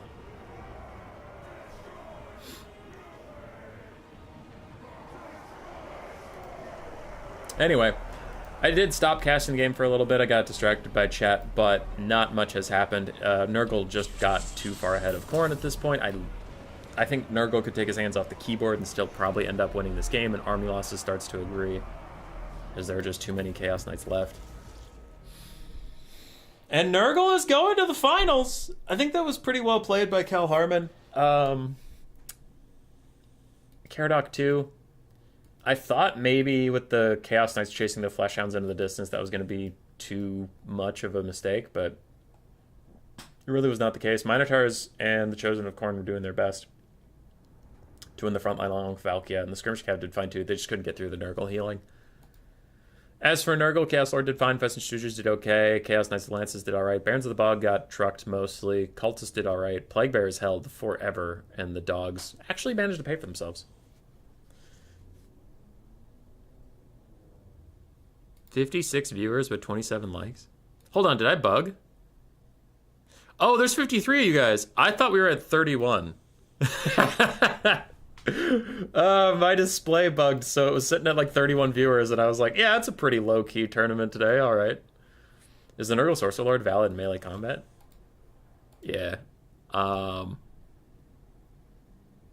Yeah, Cool Umbrella takes him a lot. Okay, I gotta go find Trader, right? It's Trader we're waiting on. He's the last one left alive. There.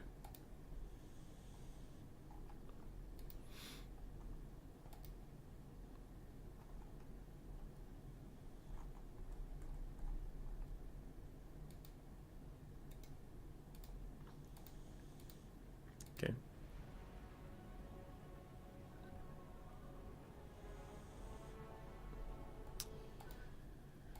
Alright, so Cal Harmon is host. We have our builds. Oh. Finals, I didn't pick a new map. Whoops. I thought I did, but it must have expanded past what I did.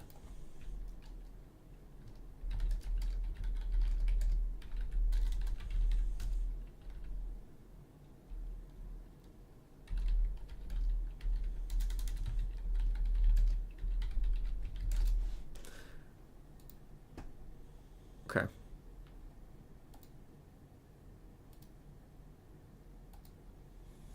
Valley of Thieves, Nurgle and Ogre Kingdoms, let's go. Let's do it!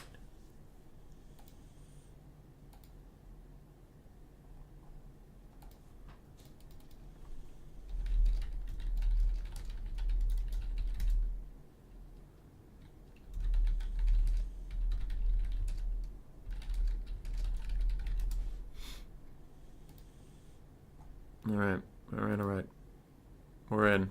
Let's go.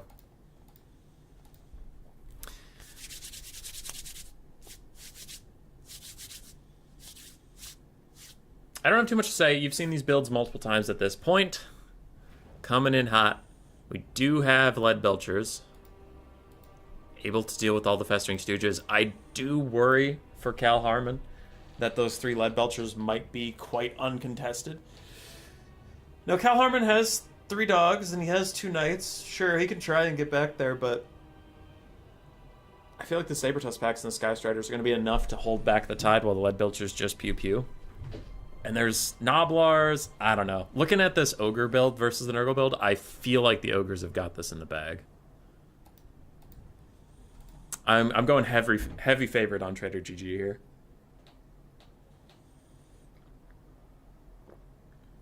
Not a single anti-large unit in sight. Just people living in the moment. Larry Mad, well, that's true. Isn't that Nurgle's problem in general? Doesn't Nurgle generally not have anti-large stuff? Because he doesn't have any anti-large infantry, right? He doesn't have any anti-large cav. Why were Dark Elves banned? Because we've seen enough of Malekith Triple Scourge Runner. Would you say this is Ogre favored? Yes. But Chaos not banned? Chaos, I didn't see a lot of Chaos running around this tourney. Only Spartan took Chaos. There was 1 player. I don't know. Like, literally every tournament, we just see Dark Elves with Malekith and Triple Scourge Runner. It's pretty much a single build tournament anyway. So when I do a single build tournament, you can easily counter Dark Elves with Ogres, yeah. Like, before anybody starts getting the wrong idea, I didn't just ban Dark Elves because I hated them. I banned Skaven, too. I banned my own favorite faction because Ikit Claw with Flensing Ruin, like 3 or 4 globes, 4 Rat Ogres, and then, like, Skaven Slaves can generally beat most builds, too. Like, it was, like, I looked at things in the current meta that we've been playing the same meta for almost 5 months now. About 4 or 5 months.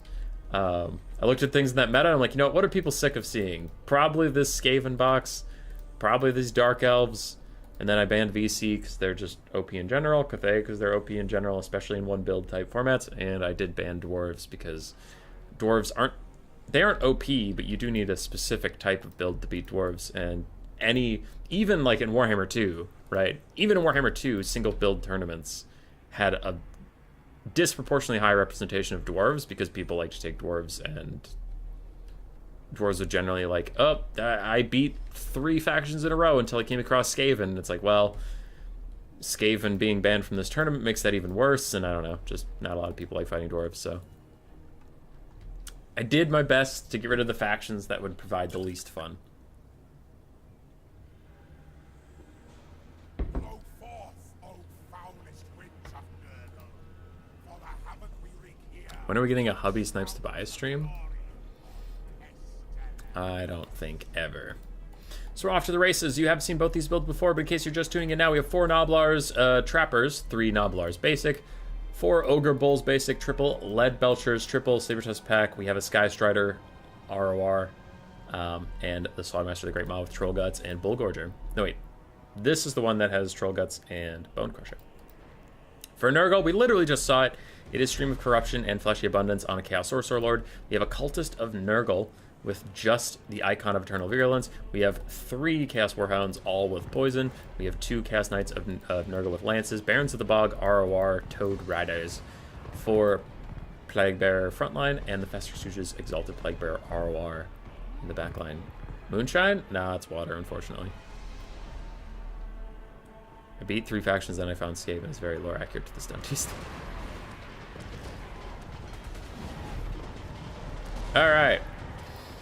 Cultists of Nurgle and the Chaos Sorcerer Lord going straight in as the Lead Belchers fire down upon them, and it looks like Nurgle is getting quite aggressive in this game, trying to get involved, get in there, and stop those Lead Belchers from firing, because they can't afford to just sit around and slowly win the melee fight. They got to get in the backfield there.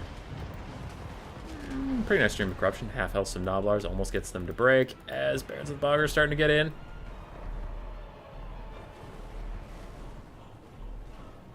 Yeah. Gnoblar Trapper's about to get charged in the face by Chaos Knights. That should do a good amount of damage, but now, unfortunately for the Chaos Knights, they get that Gnoblar Trapper thing on them. The Gnoblar Traps. And Sabertusk Pax is absolutely bodying some Chaos Warhounds off in the distance. Ogre's taking a quite early lead on damage value, and a big Bone Crusher, and Focus Fire coming in for the Lead Belchers, doing a ton of damage to these 2 elite cavalry pieces. Now the Ogres are getting pushed out of here, so soon those cav pieces will be freed up to do what they will, but man, that is a lot of damage value. Chaos Knights with Lances now moving on to the Ogre Bulls, but still all 3 Lead Belchers are firing, and the Sky Striders are here ready to intercept some stuff. Looks like these Chaos Knights almost got to Lead Belchers. Almost. Things are going very well for the Ogres. Their front line is holding decently. Their flanks are holding pretty well. And all 3 of their Lead Belchers are being allowed to shoot. We are at almost 3-to-1 damage value, as a side charge from the Sky Striders onto the Chaos Knights with Lances will probably rout those guys off rather soon. The Lead Belchers are still just getting all of their rage and frustration out on the poor lines of sweet, sweet Nurgle. Chaos Knights have pushed off, as we mentioned. This will free up the Lead Belchers. Dogs are streaking through, so these Lead Belchers need to rally, turn around, and shoot these dogs to save their friends. And the Festering Stooges push through the Gnoblars like nobody's business. We have Sabertusk coming back over the dunes from beating up some Chaos Warhounds. On the far side, we have Ogre Bulls getting chased down by the Chaos Knights with Lances, but it looks like Lead Belchers are going to start a crossfire over onto them. This could be a problem, though. The Ogre's Slaughtermaster is now surrounded by Barons of the Bog and the 2 horse characters, so he's not going to be able to get out of here, and he might need the Sky Striders to bail him out. Though it looks like the Sky Striders are busy fighting dogs. They will need to come over here quite soon. Instead, they are opting into a fight with the Festering Stooges. And that Ogre Lord is getting real close to breaking. Real close. Chaos Knights with Lances chasing down Lead Belchers. Barons of the Bog also chasing them down. The last Lead Belcher that is unimpeded is trying to defend itself by just shooting the Chaos Knights in the face. And it looks like it might be able to work. Who knows? As this Slaughtermaster still at 8 leadership.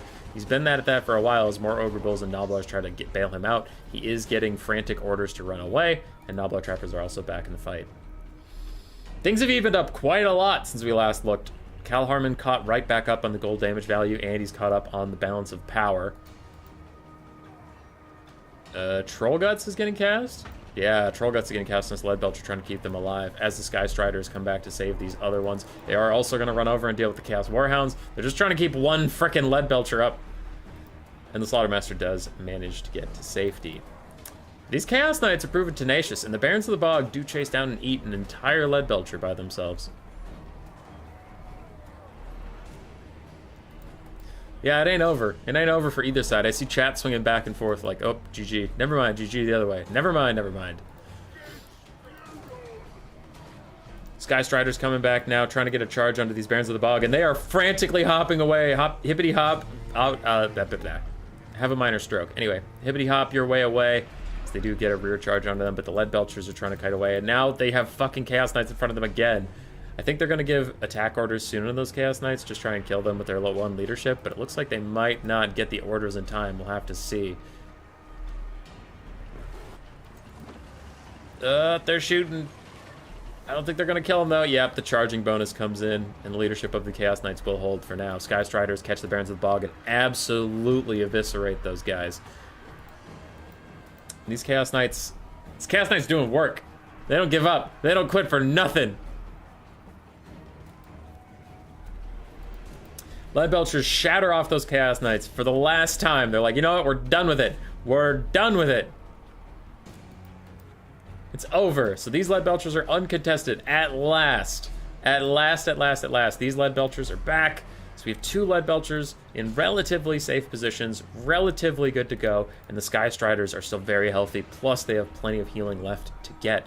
Now for the side of Nurgle, we still have Chaos Knights and Dogs being annoying. We have the single entity squad in there, fighting it out, scrapping with the best of them, and they have tons of healing left to get themselves. And the Festering Stooges, plus the other Plague Bearers, have low-key, quietly been doing really good work winning the front line against the Ogres. But I think this might be a moment where the Ogres stand triumphant, as all 3 Lead Belchers are alive. Now between them, we have 8, 9, and 7 models. So their models aren't feeling the best, but they are alive. I think the Ogres might be on their way to a victory. We'll have to see as Plague Bearers catch up to these Lead Belchers. Now, the Lead Belchers could opt out of this at any time, walk away, and they can easily outrun the Plague Bearers.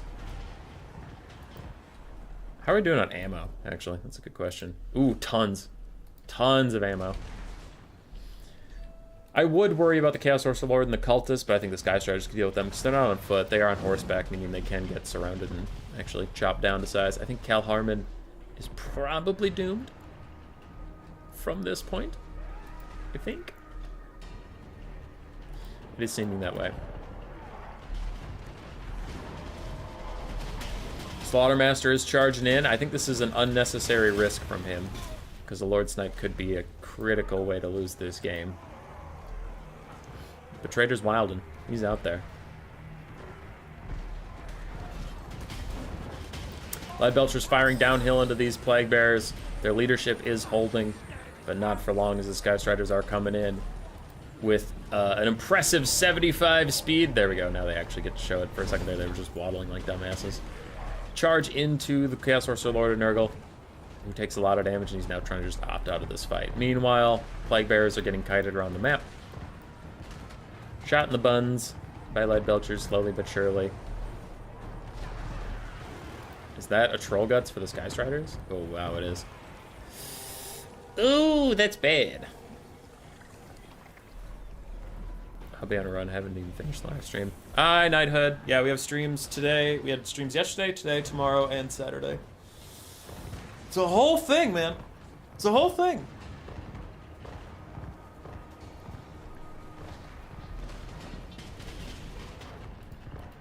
Cultist hanging in there. Looks like these Nobblers haven't been given new orders to turn around just yet, but there's a Plague Bearer that started crumbling and then actually stopped. You don't really see them stop crumbling much, but there we go.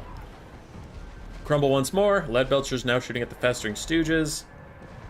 And the balance of power tips disastrously against Nurgle. And it was a good run. Even a Bone Crusher. Just this extra seal to fate. Trader GG and the Ogres will be taking today's tournament. A very, very valiant run from Khorne and Nurgle. You don't normally see Nurgle going very far in land battle tournaments at all, so that is quite hype. Also, congratulations to Beaumont and Caradoc for making the semifinals, and to everybody who played today. It was pretty darn great. We have one more replay to cast from earlier in the tournament. It was a quarterfinal between Beaumont and Bjorn. So if you want to stick around for that, that is fine. But that was the finals of the live cast. Chaos Knights got pretty good value. Barons of the Bog also did well. Sorcerer Lord did fine. Cultists did okay. Plague Bearers did all right. And Dogs mostly got murdered. For Trader, Sky Striders did well. Slaughtermaster did well. Lead Belchers did excellently. Even under all the pressure they still managed to get their value out, which is very nice. Saber-Tooth Packs also did quite well. And Noblars held as best they could. GG, well played to everybody. And you can see I have a new video coming out, but I'll work on that later.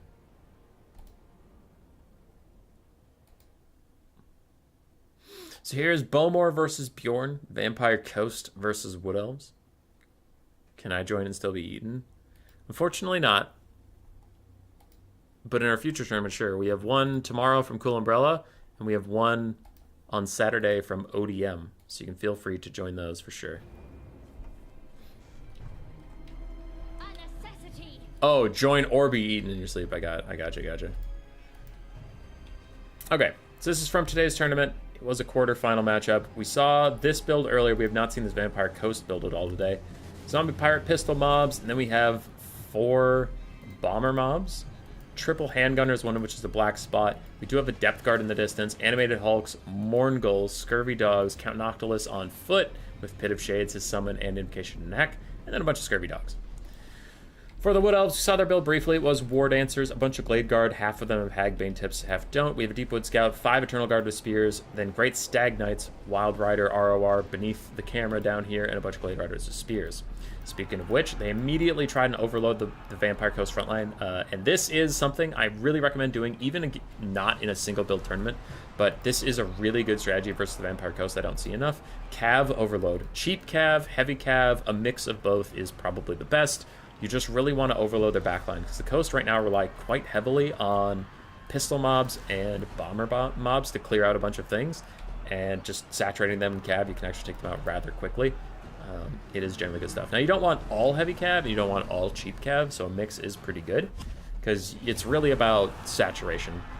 You just need as many bodies in the backline as you can to stop them from shooting, to stop them from doing anything, really. The Black Spot are halberd hybrid units. The Wild Hunters of Khorne are unfortunately not having the best time over there. We'll see how it goes. Glade Guard firing into the Bomber mobs, firing into Pistol mobs, and the Vampire Coast frontline is quickly falling apart, though they are ahead on the balance of power. The Morngulls in the distance just dealing with these Eternal Guard with a little bit of Bomber support. Man, the Great Stag Knights are not having a good time fighting Noctilus and other things. Black Spot just about dead. There they go. The Coast backline continues to get swept, but the Handgun mob has turned over onto the Spellweaver of Dark, who is also trying to kill another Handgun mob, but the Wild Hunters of Khorne will help out with. Big charge in. Leadership is so low for this Handgun mob, it might start disintegrating, but it looks like it's actually not going to. It will barely cling to life. War Dancers are also tearing away through the front line. Good for them. I'm sure if Tian's still there, he's enjoying that immensely. Scurvy Dogs getting pushed off. Wood Elves are falling further behind on the balance of power. Glade Guard rallying in the trees, only to be run down by more dogs. Okay. Cool. Glade Riders up in the trees. A whole bunch of archers coming down. Alright. Alright, okay. Wild Hunters of Khorne still trying to push through here, and is that is a pistol mob. It's a base pistol mob. It's not even a summon. I do wonder what's going to take out the Depth Guard and the Morngulls and Noctilus from this Wood Elf build. I'm a little concerned about that. Big Soul Stealer hits like 4 units. Ugh. Ugh, that's juicy. And then some Bomber friendly fire is really hurting these guys. Now, of course, the Bomber friendly fire is worth it compared to how much they're doing to the Eternal Guard with shields. Just saying. Stealing a lot of damage back there. Guns are peeled off. Archers trying to kite away from the Depth Guard. Doing actually pretty good damage to them overall. And balance of power is still not really feeling the Wood Elves here. Wow, that was a big friendly fire volley. Oof. Oof from those Bomber mobs. Glade Guard trying to fight back the Scurvy Dogs, but with Invocation and Heck on them, they should be able to finish off that fight. Glade Guard are no slouches in melee combat, though. That is something to remember. 2027 for stats. It's not incredible, but they're not terrible. More of these guys getting finished off. More zombies slowly crumbling away. Animated Hulks left with very little support, and the Wild Hunters of Khorne charge. We could very soon get down to just Depth Guard and Noctilus. Depth Guard, since I last looked at them, have been getting worked on by this focus fire from all of the archers. They only have 90 armor and no shield, I suppose. Oh yeah, and Depth Guard also have a low health pool overall. Okay. This is looking a lot more doable. Noctilus is still pretty scary. Mourngulls are pretty scary. But the last pocket of coast resistance that isn't a central theme is almost dead. And the Depth Guard try to pick a fight, but immediately the Wood Elf Cap just nopes out of there. Disintegrating away. Animated Hulks soon to follow. Scurvy Dogs walking out of the trees and crumbling. Good for them. Great Stag Knights. Oh yeah, you guys. I forgot you got like mega fucked up at the start of the game and you're somehow still around. Good for you, buddy. Good for you. Big Soul Stealer on the Mourngulls and Noctilus. This is a summon, so no one really cares if it lives or dies. Another summon is out just to stop the Glade Guard from shooting for a bit. And what is going on there? Depth Guard are trying to regen up as a Wraith Storm is going to hit the Wild Hunters of Khorne. Really solid shots. That should push them away for good. Glade Guard are secured, though. They can turn and fire into the Mourngulls, and the balance of power is right back to the middle. Wood Elves are rallying from all faces of the continent, streaming back into the fight. And another Invocation hack onto the Depth Guard. Bjorn trying to keep them up and alive as the War Dancers are going to pile in. Let's go, OPS War Dancers! Kill those Depth Guard! Do it! Mourngulls are starting to crumble a little bit. Noctilus is still fine. And yeah, Lizard's next, maybe? Maybe. Maybe next tournament. I haven't played a decent amount of Lizards recently. So Mourngulls are still crumbling. Depth Guard are actually just chilling. And this summon has 20 seconds left to live. Wood Elves are still rallying forces from across the field. But at this point, it is mostly just about whether or not they can kill Noctilus, because they have essentially dealt with the rest of these forces. I'm going to hit ×2 for just a second as the Mourngulls are slowly ground down. So are the Depth Guard. We get down to just Nocti. Nocti throws out another summon. But a big Soul Stealer is going to hit him. And that's a summon, so again, nobody cares. Archer is trying to fire in onto him. He's getting a little bit more damage out. Pretty nice Wraith Storm plus a charge. But then the Spellweaver of Dark just takes off. And Noctilus gets hit by his own Wraith Storm in the face. That's kind of unfortunate for him. Great Stag Knights shatter upon thinking about charging Noctilus. And the Wood Elves are going to kite him at this point. Just shooting him wherever they can. He is trying to dodge around using his summon to attack the stuff. The summon will go away in 8 more seconds, leaving Noctilus on his own. And he has 1 use left of the summon. No uses of his Moon Dial as he gets shot. Wood Elves trying to use the last of their ammo wisely. Another Soul Stealer onto Noctilus, plus a charge in. We can see his healing cap coming within sight. Really good damage from the Hawk Lady whenever she dives in, but her healing cap's also within sight. Balance of power goes significantly against the Vampire Coast, but not enough so yet. That would be army losses. Really good cycle charging in from the Wood Elves, just in and out, in and out. This Glade Rider with Spear has been chilling up there since like the dawn of time. Maybe it'll eventually come back into this fight, as Glade Guard are so far avoiding shooting. Looks like they don't want to friendly fire their own troops, but they should be shooting at Noctilus every so often. Glade Guard getting pushed off. More cycle charging. Really good shots in there from the Wood Elf Lord. Has almost finished him off. I wonder if she's going to have enough for another Soul Stealer. Doesn't look like it. Noctilus just hits her in the back of the head quite intensely. He's going to start crumbling soon, and usually when Noctilus starts crumbling, the balance of power shifts so significantly against him that it goes into army losses territory. But if he can actually hold on, he's doing all right. I don't think he can hold on, though.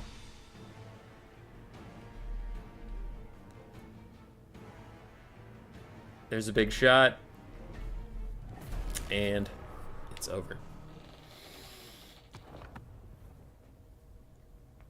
Or instead of little box face cams, the Warhammer Battlefield. Oh, yeah, I had to start making dinner during a tournament once.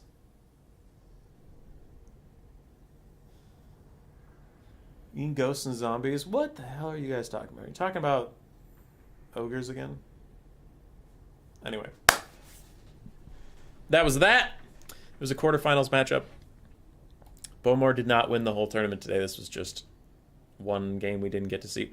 That Glade Guard got 1700 value. War Dancers actually almost paid for themselves, so good for you, War Dancers. Noctilus did fine. Depth Guard did okay. Mourngulls did okay.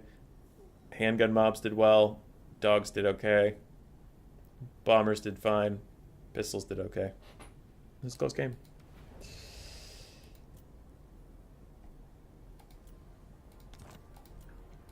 All right. All right, everybody.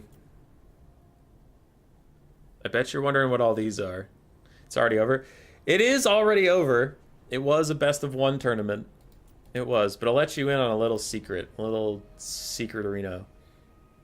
I discovered today that demons and undead cheat. They cheat! And it makes me sad.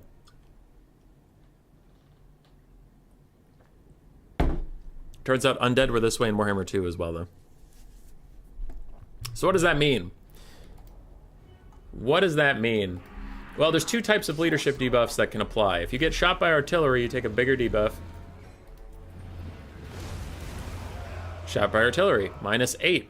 Damage by artillery, -10. Hooray. And Marauders of Khorne, under missile fire, -5. So -8, -10, -5 leadership debuffs that apply to when you are getting shot. These are Marauders. Okay, cool. What does that mean? Well, I'll go to the undead, but it works for demons too. They take no leadership debuffs from being shot. They are immune to leadership debuffs from taking range damage, which is stupid. They are the epitome of dishonorable. That is true. Anyway, the zombies getting shot by the warp lightning cannon. No leadership debuffs whatsoever. None. 0. Giselles are shooting at these guys. Damage sustained. Losing currently. But not the one where he's getting shot by ranged attacks. This one, losing currently, damage sustained, but it's not getting shot by artillery. They're strangely immune to the leadership effects of being shot. I don't know why, and I'm guessing it has something to do with the undead passive or the demonic passive, because it's true for demons too. It's true for bloodletters and demonettes. But that passive doesn't say anything. Like, it says immune to terror, immune to psychology, but it's not immune to getting shot. If you had no nervous system, would you move out of warp fire? Yeah. Lore-wise, it makes sense. It's just like a funny thing that I discovered. And I was talking to Handedens about it, and he also didn't know. So if two veteran tournament players who have been playing for like years don't know about it, I thought it might be interesting to like talk to people about. Because it's just like, you know, information is information. But yeah. So like demonic has physical resistance, does not rout, is immune to terror, and takes damage when leadership is low. That's all the description says. Nothing in this says immune to the getting shot stuff, but yeah. Damage sustained, losing currently, but not the damage by artillery debuff. So I just thought it was interesting. It was kind of funny because it's from, I was thinking about it because of the dwarf video today, and I noticed that in the video when I hover over the bloodletters of Khorne getting shot by the flame cannon, they don't have the leadership debuff I was expecting them to have. But imagine if they did take that leadership penalty, demons would be even worse. Also, whatever the fuck that is. But anyway. Demons would be even worse because they would crumble even quicker. I just thought that was strange. If that's the case, then why did I take leadership for damage taken? No idea.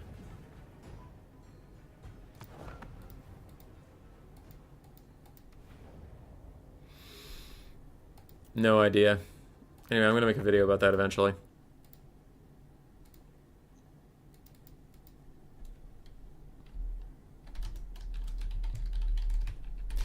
Alright, I'm leaving. Goodbye, everybody. Hope you had a good stream. Goodbye. We're streaming tomorrow at the same time we started today. We're playing Cool Umbrellas Friday Night Fights. So it's just land battles. That one's a standard tournament. And then ODM's community tournament is on Saturday, which is also just a standard tournament. Okay, leave. Shoo. Get out of here.